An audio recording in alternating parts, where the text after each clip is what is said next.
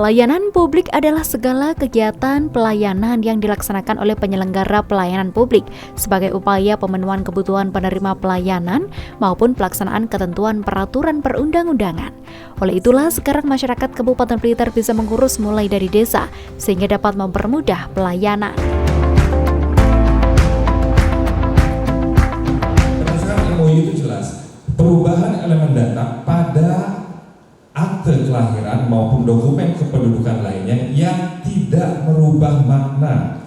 Misalnya nama saya Ari, seharusnya I di belakangnya, tetapi kemudian di akte kelahiran saya atau KTP saya ternyata pakai Y. Itu tidak merubah arti sebenarnya, jadi tidak perlu ke pengadilan, cukup ke Dispenduk, dan itu sudah mungkin Dirjen Dukcapil sudah beberapa kali sudah menjelaskan itu apa sih. Nah, yang perlu ke pengadilannya apa? Yang perlu ke pengadilan adalah orang yang ingin merubah nama. Nama saya Ari, saya ingin menjadi Anton, itu harus dengan penetapan pengadilan. Jadi nggak bisa ke Dukcapil. Jadi itu semua sudah ada di Undang-Undang Nomor 24 Tahun 2013. Jadi Pasal 52 mengatur pencatatan perubahan nama dilaksanakan berdasarkan penetapan pengadilan negeri. Jadi perubahan nama lah yang ke pengadilan negeri. Kalau cuma Ari pakai I menjadi Ari pakai Y, itu nggak perlu. Bapak-bapak bisa dijelaskan nanti kepada masyarakat. Kemudian Pasal 1 ayat 2 Peraturan Menteri Dalam Negeri Indonesia Nomor 73 Tahun 2022 tentang pencatatan pada dokumen kependudukan.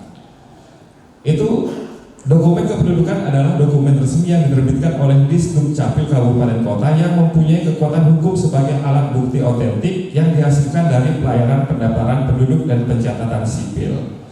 Ada beberapa ketentuan yang tidak boleh dalam pencatatan identitas pada Dukcapil. Yang pertama itu dilarang disingkat kecuali tidak diartikan lain. 2. Menggunakan angka atau tanda baca. 3. Mencantumkan gelar pendidikan keagamaan pada akte pencatatan sipil. Kita mengenal asas single identity, satu identitas tunggal. Dari mana sumber awal utama identitas itu? Adalah dari akte kelahiran.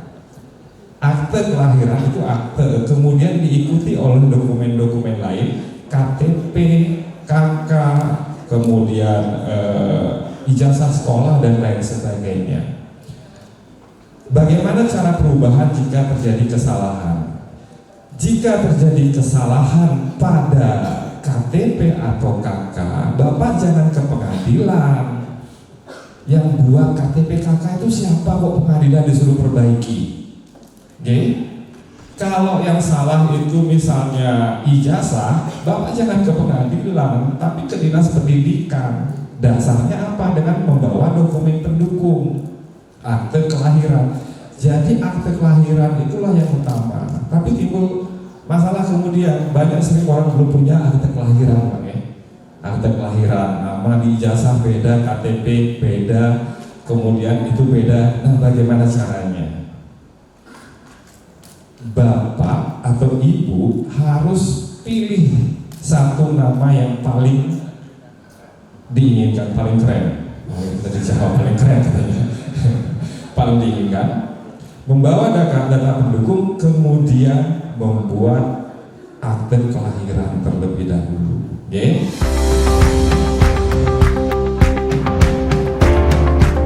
Masih dalam penyelenggaraan pengelolaan informasi administrasi kependudukan, yang mana pada kesempatan kali ini juga turut dipaparkan informasi dan edukasi oleh Ketua Asosiasi Penghulu RI atau APRI Cabang Blitar Raya kepada para peserta yang hadir.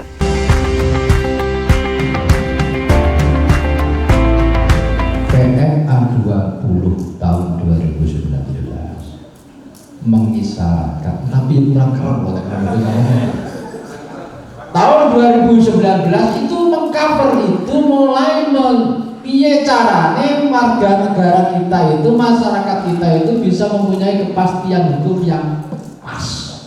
Karena memang kasus yang kita alami itu terhambat, bukan terhambat, ada klausul di KMA nomor 20 itu mengklausulkan perubahan nama dilakukan oleh KUA kecamatan berdasarkan akte kelahiran baru.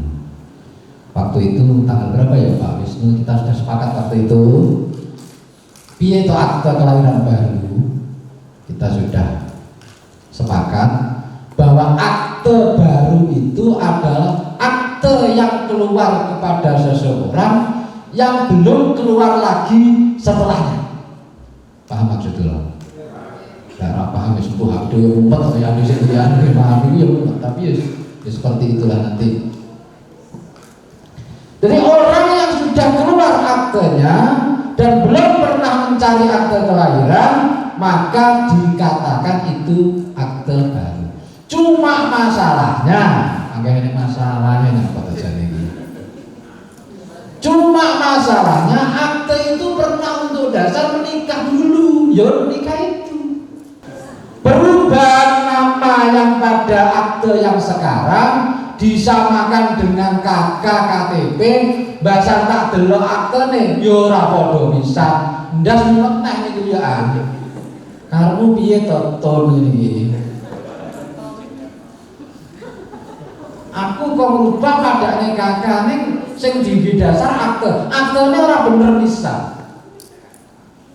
Wis pokoke ngono Pak. Ngono Pak. Yes, tinggi gitu. Rata-rata seperti itu kan. Nah, niku pasal 38. Itu pasal 38. Saya tulis.